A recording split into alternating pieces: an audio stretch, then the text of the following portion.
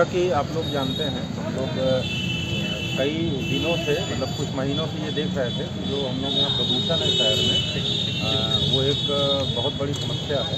और न केवल इस शहर में बल्कि पूरे राज्य देश में भी पोल्यूशन की एक बहुत बड़ी समस्या है। उसमें स्पेशली जो निर्माणाधीन पार्टिकल्स हैं, डस्ट पार्टिकल्स हैं, उसके हवा में रहने के कारण कई लोगों को सांस लेने में तकलीफ होती है और इससे विभिन्न प्रकार की बीमारियाँ भी होती हैं।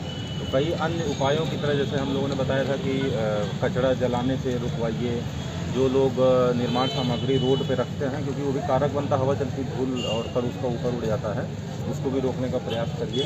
तो वो सब तो कार्रवाई हम लोग कर रहे हैं, लेकिन उसमें सबसे ज़्यादा आवश्यकता महसूस की गई थी कि जो सफाई करते जो लोग झाड़ू लगाते हैं या निर्माण सामग्री हवा में उड़ जाती है, उन पार्टिकल्स को किस तरीके से उसको सतर्क बैठा दिया जाए ताकि सांस लेने में दिक्कत ना हो और हवा शुद्ध रहे। तो ये आवश्यकता महसूस की गई थी कि शहरी क्षेत्र में विशेष रूप से वाटर स्प्रिंकलर की व्यवस्था हो। और हम लोगों ने जब बात किया था तो नगर निगम मधुबनी में था नहीं, मतलब अपने ज़िले किसी भी नगर निकाय में नहीं है।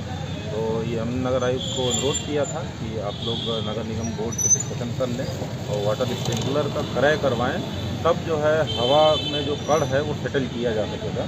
तो बहुत खुशी की बात है। मैं मेयर साहब को और उनके पूरे बोर्ड को, नगर निगम को, नगर आयुक्त साहब को, पूरी टीम को बहुत बहुत धन्यवाद देता हूँ कि आज इन्होंने वाटर स्प्रिंकलर का क्रय करके आज इसका शुभारम्भ भी कराया गया है और बहुत अच्छे तरीके से फंक्शन कर रहा है। इसका कवरेज भी अच्छा दिख रहा है, जो भी डेमो दिखाया गया है।